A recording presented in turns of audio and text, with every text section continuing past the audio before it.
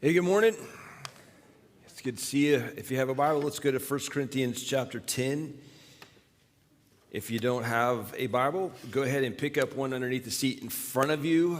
We just believe that the Scripture is our authority, and we don't, like, what any person says doesn't mean like a whole lot if it's where we find our authority, our way for life is in the Scripture. And so if you don't believe that, my hope is that you would come to find that is true. And I would just encourage you to just put it to the test. Just put it to the test and see that God, the one who created you, has laid out his good, and he has laid out his good word for us to live the life that he's created us to live. We're 1 Corinthians chapter 10, and we've been in this for some time, but we are picking it up in verse 1, and it says this: "For I do not want you to be unaware." So let's stop right there. The word "for," he begins using with the word "for." Now, any Bible student in seminary, we were taught this, but if you're wanting to just be a good student of the Bible, whenever you come across the word "for" or "therefore," here's what we were told: you need to go back and see what it is. Anybody know? See what it's there for. Right on. Good job. And you want to go back and see what it is there for. So Paul is making a statement here, and it has everything to do with what he has already said. So this goes all the way back to chapter 8, where he is answering this question of what do we do with food that has been offered to idols? What should we do with this? And so as I've explained over the last few weeks, that sacrifice to pagan gods happened in the temples that were all over Corinth. And these temples were like the city's gatherings, like the gathering places. Like you would go to the temple in order to just to hang out. Like this is what you did. It was like just modern day they functioned kind of like modern day restaurants. These were the temples of the day, where you just go gather, meet with some friends and family. So if you needed something, you wanted something that was outside of your control, outside of what you could provide for yourself or your family, whatever it is, you would go to the God or to the temple of whatever God that you thought could give you what you needed. And you go there, you make a quick sacrifice, and then you take some of the food that you had laid as a sacrifice for this God, and then you invite your family and your friends over to the temple, and you have a nice meal. And this was just normal, like, life. This was happening every day in the city of Corinth.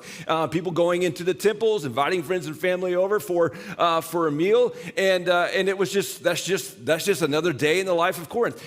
Well, the Corinthian church was having a hard time with this, because some of them in the church thought, well, we're not like worshipers of pagan gods. We worship the one true God. We worship Jesus. And so for us to go into the temple and be a part of this, be a part of this meal, it doesn't mean anything for us. It doesn't matter. It's fine. It's not like we're taking part in this. We're just eating food. It's just dinner.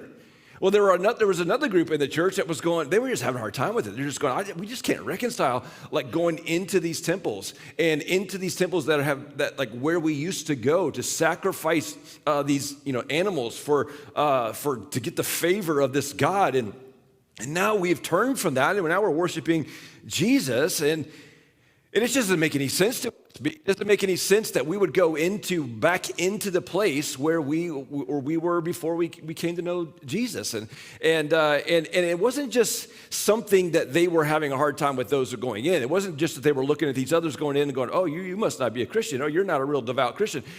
No, it wasn't that. It was like they were watching their brothers and sisters from in Christ go into these temples, and they're thinking about their own faith, and it's causing them to fall back. Now, it could have been a couple of things. One, it could have been that they would go in, and like some of them were going, no, it's fine. We don't worship these. It's fine. And they're going in, and it's causing them to fall back into the worship of the gods that they had worshiped before. Or it could have just been like, we're confused now. We thought Jesus was the one true God, but maybe Jesus now, we just add him to the list of other gods, the pagan gods like Zeus that we were worshiping before. Maybe that's just it. So maybe it just distorted their faith. It was what Paul said, it was destroying their faith. And so Paul steps into this whole situation, and he tells these Christians who are walking into these temples, he's going, hey, stop it.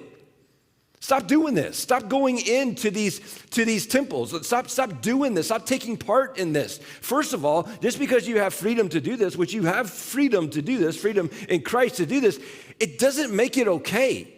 It's causing a brother, you know this, it's causing a brother, it's causing a sister to stumble in their faith. Like they're losing faith over seeing you go into the temple. It is not okay. And it's not loving of your brother or sister. And that is just as significant as you answering the question, well, is it sin or is it not sin for me to do this? You're sinning against your brother or sister. And since you are sinning, since you are doing this against your brother or sister, let me tell you, you're sinning against Christ. And here in chapter 10, he hits it from another angle to say this: if you have such a problem in giving up this practice of going into these temples for these dinners, have you considered why that's such a problem for you to give it up? For you to give it up? Have you considered why this is such an issue with you? And Paul gives a strong warning here that, listen, all of us need to pay attention to. Every one of us needs to lean in and pay attention. And he begins by reaching back to a story, reaching back to an event that they all would have been familiar with, that many of you here are familiar with. And he says this in verse 1. He says, "For I do not want you to be unaware, brothers and sisters, that our fathers were all under the cloud and all passed through the sea." Now, Paul is talking about the Exodus story here. This is when God rescued his people out of slavery in Egypt. He pulled them out. And if you remember the story, that throughout the day, he would lead them he was leading them on the way through the wilderness to the promised land. And he used a cloud. And this cloud, God was like, just follow the cloud. I'll lead you by this cloud. So by the day, he led them by this cloud. And then at one point, they came to this sea where the Egyptian army was on their heels. And they're like, what do we do? And God opened up the sea, and the Israelites walked through, and it came crashing down upon the Egyptian army and took them all out. This is what he's talking about. This is the story he's referring to. And then he says, and they were all baptized into Moses in the cloud and in the sea. To say that they were baptized into Moses in the cloud and the sea is saying that the cloud leading them, and the fact that they are the ones who survived the Red Sea by this miracle of God, this identified them. This was God saying, look, you are the one I'm leading by this cloud. You are the one that I've rescued through the Red Sea. You are my people. And Moses is your leader. He represents me as your leader, and you are part of my people. The people, so identified them, this cloud, this going through the Red Sea, it identified them as Moses is our leader and Israel is our people. So that's what was going on. So when we're baptized today as followers of Jesus, we don't identify with Moses, we don't identify with Israel, we identify with Jesus is my king and the church is my people. That's what we do today in baptism. That's what was happening here. He goes on. He says, and they all ate the same spiritual food. They all drank the same spiritual drink, for they drank from the spiritual rock that followed them, and that rock was Christ. Now, don't get hung up on this spiritual food, spiritual drink language here. He's not talking about like spiritual food. So they're hungry, but God just kind of spoke in it, and they're not hungry anymore. That's not what's happening. This is real food, all right? It's real food. This was, when it says spiritual food, spiritual drink, it literally just means God gave it to them. Like it came from God. God gave them this physical food. So they were in the desert and they're wandering around the desert. They didn't have any food. And so every morning it would rain down bread from heaven. It was called, they called it manna, which literally meant, what is it? It was kind of like the who's on first type situation. They get up like, what is it? And Moses is going, yeah, what is it? And they're like, yeah, but what is it? And he's like, yeah, what is it? And it just went on and on. It was madness. But and then they had this rock that water would come from this rock, and this is how God provided for them for their thirst. And so He provided for them spiritual food, spiritual water, spiritual drink for them. And then Paul just brings out something here that we don't get in Exodus. Like when we're reading the story of Exodus, we're not getting this part, but Paul points this out. He says, actually, that rock that was providing for them, was following them, that was Jesus. Jesus was the one who was providing. Like Christ was the one coming behind and providing for them in the wilderness. And then it says in verse 5, he says, nevertheless, with most of them, God was not pleased, for they were overthrown in the wilderness. Now, this is where it gets a little bit strange, because these are God's people. These are the ones who were baptized. They were under the cloud. They ate the food. They drank the water that God gave them. They were saved by God out of Egypt to go into the promised land. And Paul is saying, and most of them never made it. They were saved by God, and after a time with God, they turned to some other things other than God, and they ended up dead in the wilderness. Why? Because God was not pleased. It's like, well, wait a second. What do you mean God was not pleased? I mean, I thought God was pleased just for me to, just the fact that I would acknowledge God, he would be pleased.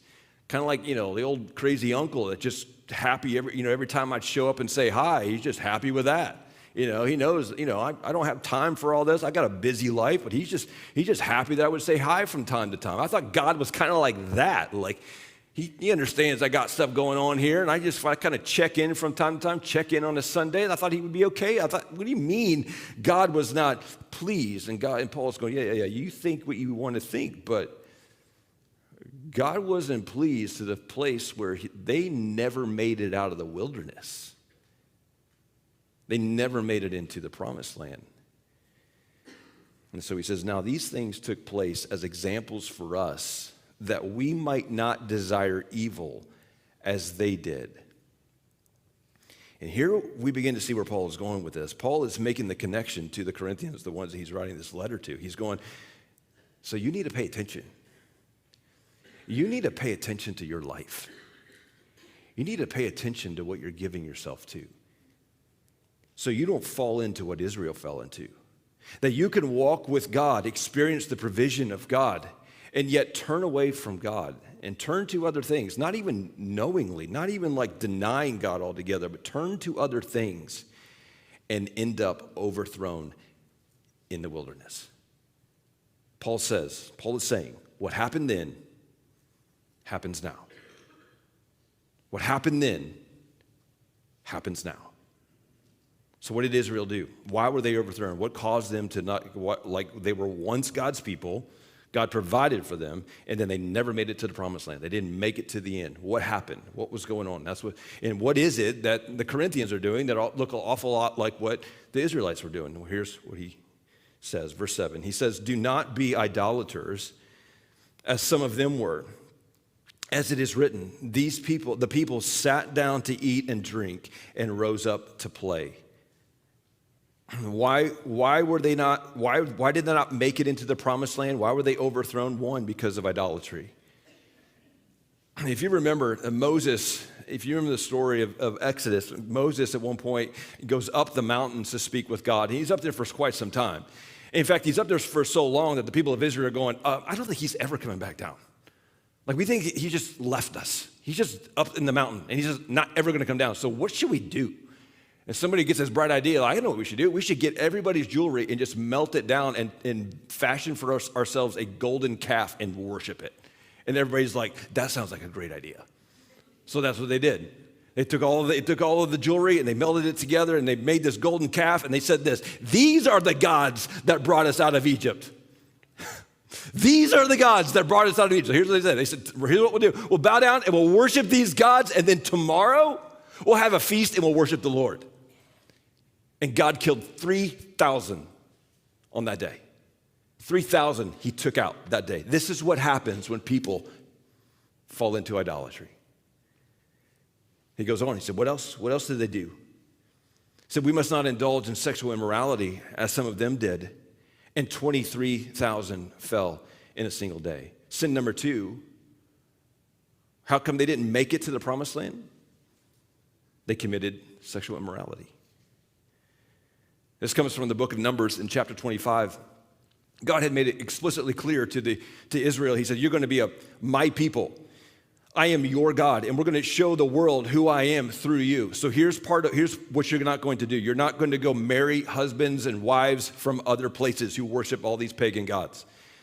You're only going to marry those from your nation, from your people. that worship the one true God. You're not going to go outside of this. Well, the men of Israel, they go, the women, there's some women from Moab that are outside of Israel, and they seduce the men from Israel. And the men of Israel have sex with these women and then worship their gods, and they eat the food that had been sacrificed to their idols.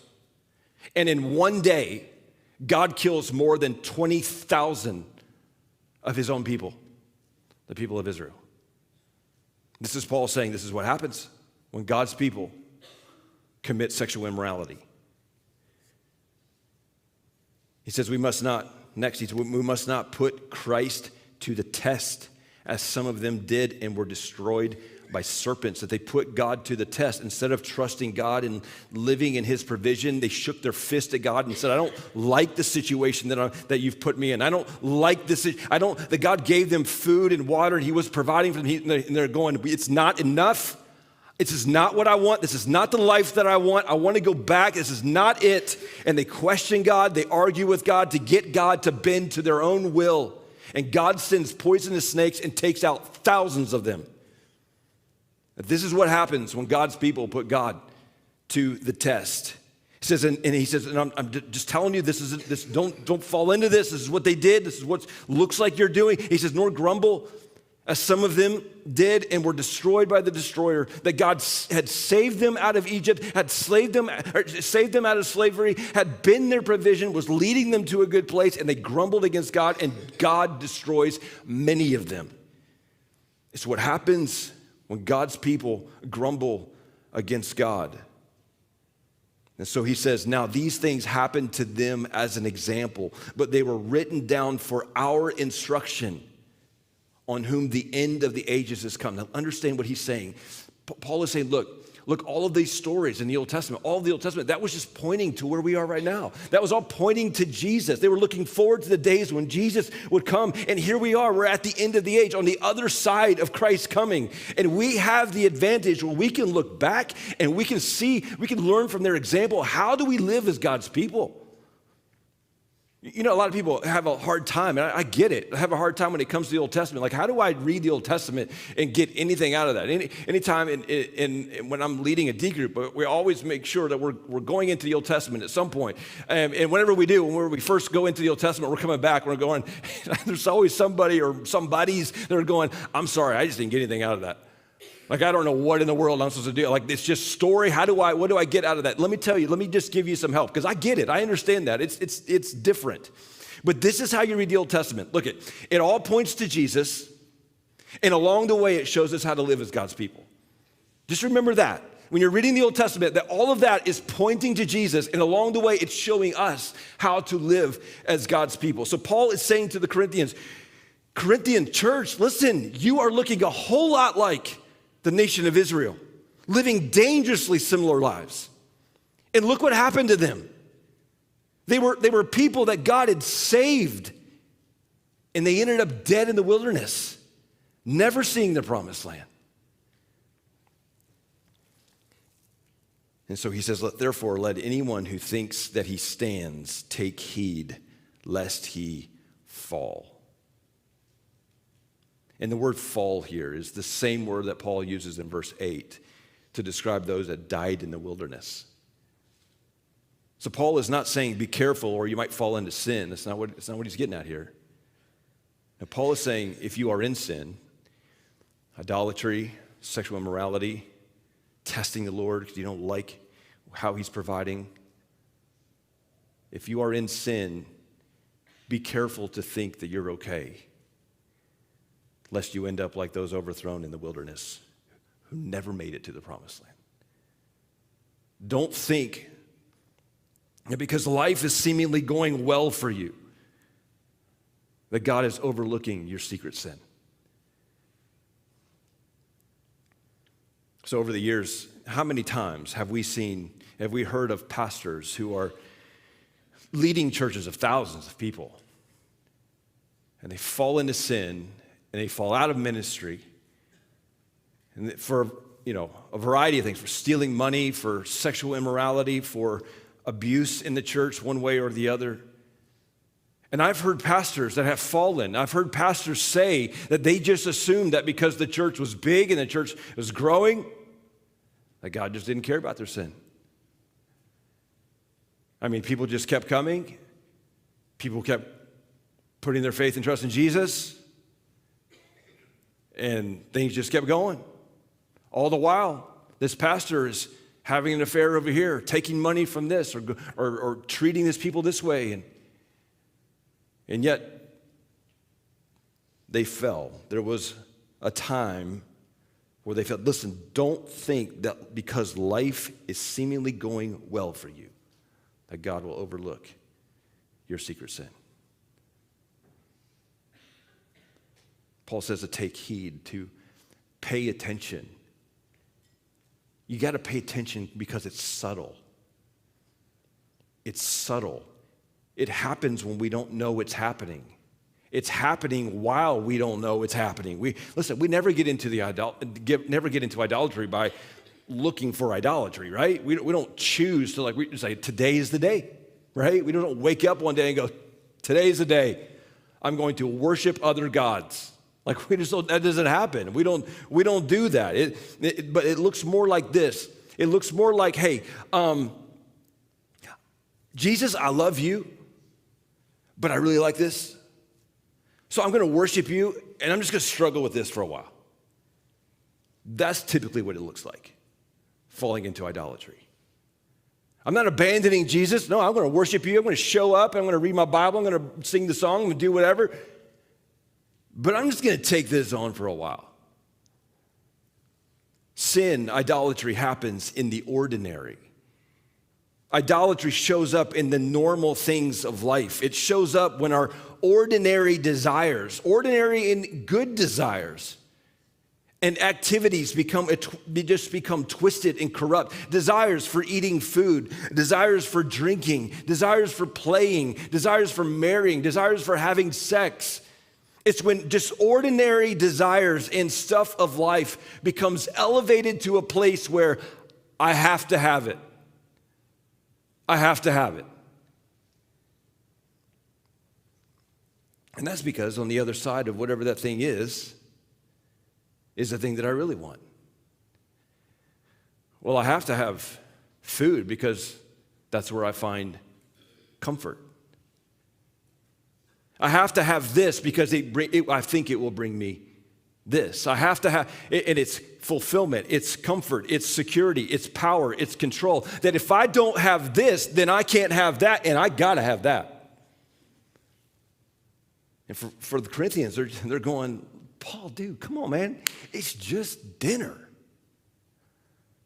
It's just dinner. We're just having a time out with our friends, with our family. And Paul's going, yeah, but why is that such a big deal to you? Why do you feel like you just cannot let that thing go? Paul, it's just a drink, man. It's just a drink. It helps me to unwind. It helps me to relax. And Paul is saying, pay attention to that. Why do you need to turn to a substance to make you feel something? Look, we're just friends. She laughs at my jokes. She's easy to talk to. It's nothing. It's not like I'm an adulterer. I mean, I just like to cheat from time to time, but it's not like I'm not an adulterer. A word about this. Why does it seem like life is always just so hard for me?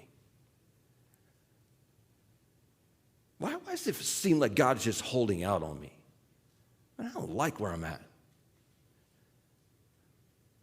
Well, I know we're not married yet, but we're going to be. We're going to be. I mean, that's coming. I know we're going to be. So sex really isn't that big of a deal. Well, if it's not that big of a deal, then why can't you wait? If it's not that big of a deal, if it's not an idol in your life, then why give yourself to sexual immorality? If that boyfriend, if that girlfriend is not an idol in your life, then why do you keep doing this? Well, the person that I'm dating, they're not the most committed Christian. I mean, they call themselves a Christian. They go to church. They'll come to church with me from time to time, but they're not necessarily like following Jesus. I wouldn't say that they're a follower of Jesus, but they are hot.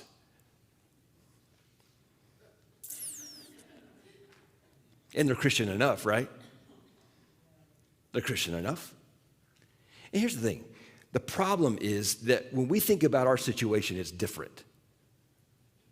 It's different. We look at somebody else, and we go, yeah, that's the way it goes. When we look at our situation, we're going, but ours is different. Like, I'm not like everybody else. Like, if you knew my story, you know that mine's not like everybody else's. It's not like, you don't see that that you have a heart that desires evil because you compare yourself to the people around you. You compare yourself to the people on the news. And you're going, well, that guy's got a problem. I know I got a problem, but I ain't got that. I'm good. And you think you're good. You think you're on your way to the promised land. And Paul says, let anyone who thinks that he stands take heed lest he fall. That is, fall like the ones who were overthrown in the wilderness and never made it to the promised land. So, what are you saying, Steve? Are you saying that we can like you can be saved and then like not be saved? You telling me that you can lose your salvation? Is that what you're saying? You're trying to tell me? No, I'm not saying that. I'm not saying that someone who is saved can lose salvation. In fact, I just don't believe that at all.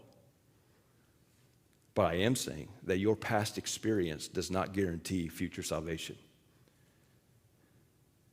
But a faith that saves is a faith that endures to the end.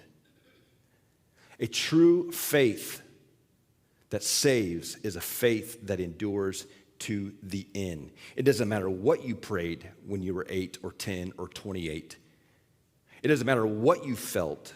It doesn't matter what you experienced in the past. If Jesus is one of two or many gods, then Jesus is not your God.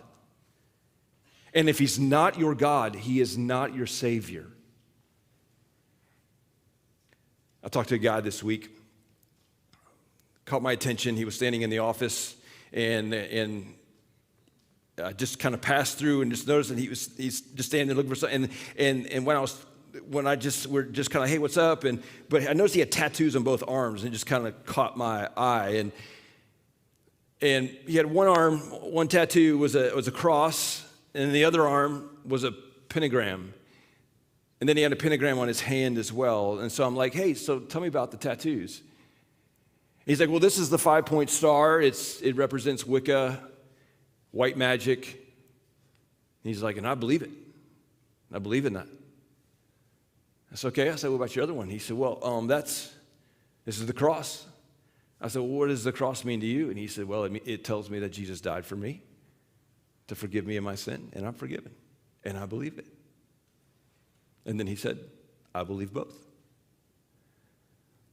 And so I told him, here's the thing, man.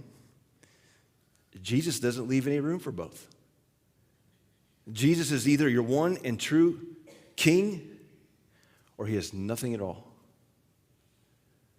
And maybe for you, it's not Jesus and Wicca. Maybe for you, it's Jesus and food.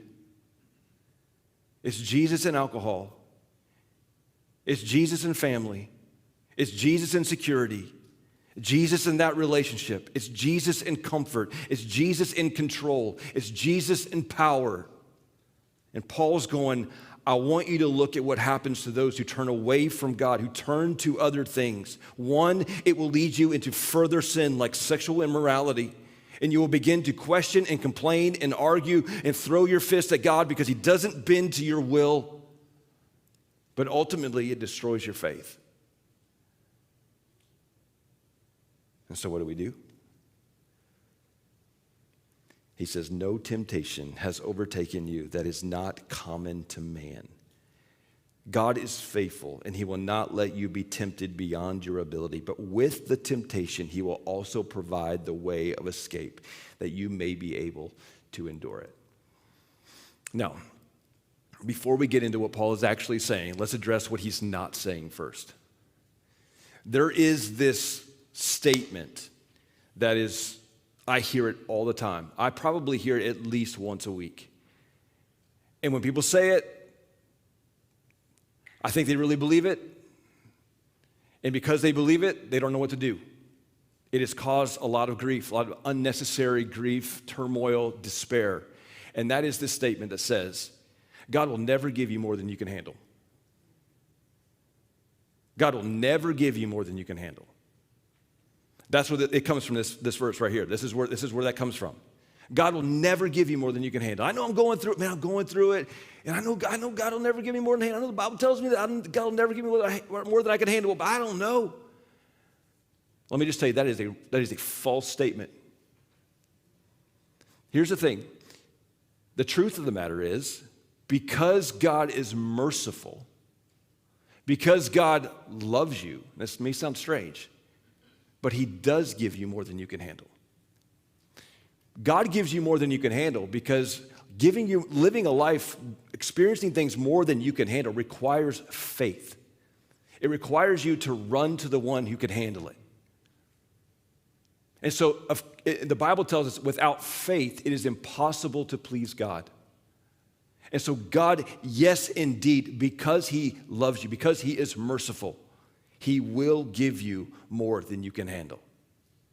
So now for what this is actually saying, let me just read it again for what Paul really is saying. No temptation has overtaken you that is not common to man. God is faithful, and he will not let you be tempted beyond your ability. But with the temptation, he will also provide the way of escape that you may be able to endure it. The Bible is saying, Paul is saying that there is no temptation that's going to come to you that is more than you can handle. That's what he's saying. There's no temptation that is coming your way that you cannot get out of. Man, this is so good. This is so helpful. So here's three things what we know from this verse. Three things. One, you will be tempted. You will be tempted. There's no if here. It is only a matter of when. You will be tempted. Temptation is not a sin. Temptation came to Jesus. It comes to everybody. You will be tempted. Two, you are not alone. You are not alone. No temptation hits you that is not common to man. You're not the only one to struggle with whatever it is that you're struggling with. Listen, that's not to diminish your struggle. That's just to say that you're not alone. You're not alone, so you don't have to keep it hidden. Like you think that there can't be anybody that struggles the way I do. There can't be anybody that's facing this temptation, facing a temptation like I'm facing. This is crazy. I don't even want to admit that I'm facing this temptation. Let me tell you, there's no temptation that is common to man that isn't common to man. This is. You can bring it out into the open, knowing that there are others who are going through the same thing, the same temptations. There's no reason to hide. You are not alone. And three, there is always a way out. There is always a way out. There is always a way out. Now, that's got a good side and a bad side. The good side is that you're never past the point of no return. You're never past the point of no return. The temptation comes, you're never past the point of no return. Never. There's always a way out. Always a way out. The bad side of that, there are no excuses to give in to temptation. No excuses.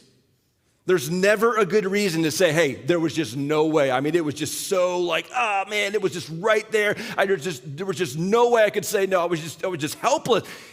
No excuses. There's always, always, always, always, always a way out. Always a way out. Well, how do I get out? You go to the one who can lead you out. You go to the one who can lead you out. When I read this week, I was thinking about several years ago, I was making a hospital visit.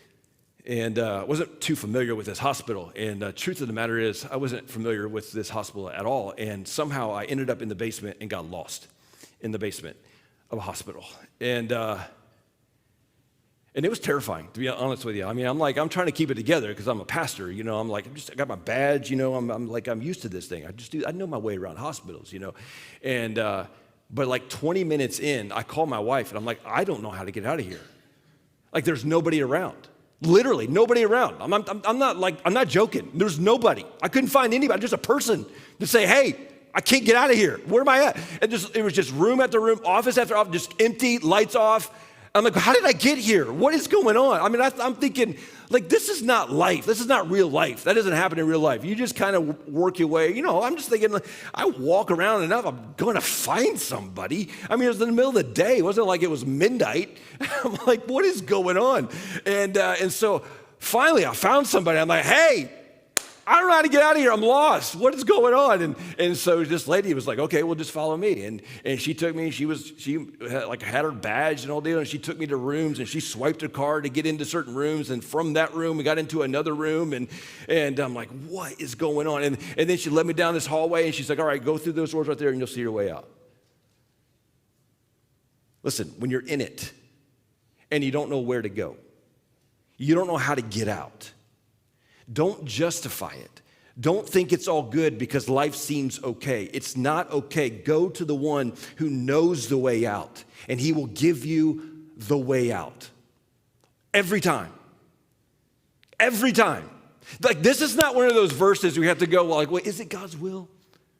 Like, is it God's will for me to get out of this temptation? Is it God's will that God would lead?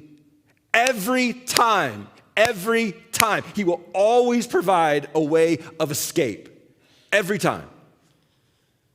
Now that's good to know because you know what the Bible says about sin. I was meditating and just thinking about this past week. There's a verse in the scripture that tells us in Genesis chapter 4 where it says sin is crouching at your door. Sin is crouching at your door. And it desires, what it says, it desires to have you. Sin is crouching at your door and it desires to have you. So last weekend, my wife and two girls, they went somewhere overnight. And my son was out of town for work, which meant I was by myself. Now, some of you, they may sound like, oh, that would be so great. That sounds awful to me, honestly. And I'm an introvert. Like, you would think that like just get away by yourself. That would be great. Like, everybody leaves, quiet home and all that. I hate it. Hate it, hate it, hate it, hate it. I don't like to be by myself. I particularly just don't like to be away from my wife. But the crazy thing about this particular 24 hours is I've been home by myself. I've been, they've gone out before, left before, and I've been home by myself. That's happened. I've traveled, been by myself. But for some reason, over the course of this 24 hours, I was so aware that I was by myself. Like, I was so aware that there's nobody else at home. There's nobody else here. Like, there's nobody here. Like, you are by yourself. And listen, I'm not talking about like a by yourself, like I'm a freaked out, but by yourself and that temptation and sin are crouching at your door. Like, all the time. Like, I even went to the gym and it was full of people. And even in the gym, I was just overwhelmed by this thought. Your family is gone. And I just could not shake this. Like, you're just by yourself. Nobody's watching. And think of the things that you could look at. And what could you entertain yourself with? Where could you go? You say, well, Stephen, you saying you got a problem? No, but I'm not an idiot. I know where my mind can go. I know how deceitful my heart can be. And I was sharing this with my D group this week. There were two very specific instances in that 24 hours where there were some very specific temptations. And God specifically provided a way of escape. Now, I get maybe for some of you, you're going like, all right, so what? Man, that sounds like a Tuesday afternoon for me, right? Like, big deal. But here's the thing. We got to know what to do when temptation comes. I've talked about in oftentimes in my D groups, I talk about pre-decisions. We need to pre-decide. Like, we know what's coming, so we need to determine right now, decide right now, what am I going to do when that comes? Listen, because there's more at stake than you think. There's more at risk than you think. It's more than just the thing that's in front of you that you're being tempted by. You don't know what is behind that. An idol that begins chipping away at your affections for Christ and eventually steals your faith, where you're dead in the wilderness and you never make it into the promised land. James, the brother of Jesus, he said this. He says, but each person is tempted when he is lured and enticed by his own desire. Then desire, when it has conceived, gives birth to sin. And when sin is fully grown, it brings forth death. The writer of Hebrews says, take care, brothers and sisters, lest there be in any of you, and let's understand, he's talking to a group of Christians here, a group of people who call themselves Christians. Take care, brothers and sisters, lest there be in any of you an evil, unbelieving heart, leading you to fall away from the living God. But exhort one another every day, as long as it is called today, that none of you may be hardened by the deceitfulness of sin. And Paul says, pay attention. Pay attention. We have the Old Testament examples of people who were destroyed by sin, who walked with God and turned to other things and got divided and thought that they could worship God in something else. And they were destroyed. Paul is saying, learn from their example. Don't assume that you're okay.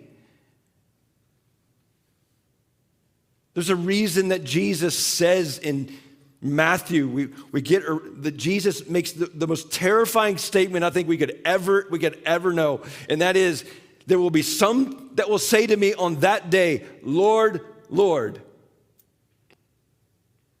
And I'll say to them, I never knew you. I never knew you.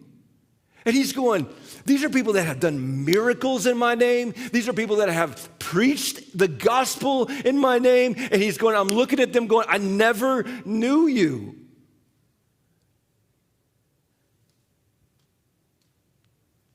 And Paul is saying, look, learn from their example. The people that God saved, that he saved out of Egypt. That he went through all of this to bring them out of Egypt, to show them a picture of the gospel as they're putting the blood of the lamb over the door. And he's going, look, these people, most of them, they didn't even make it in the promised land.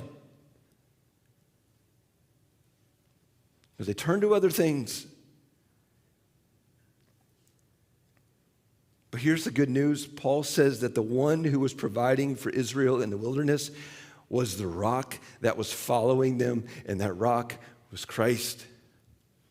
And here we are on the other side of Christ coming to us. He came to us to take our sin, that he left the promised land so that we could go into the promised land. But he will not share his kingship with anyone or anything else in your life.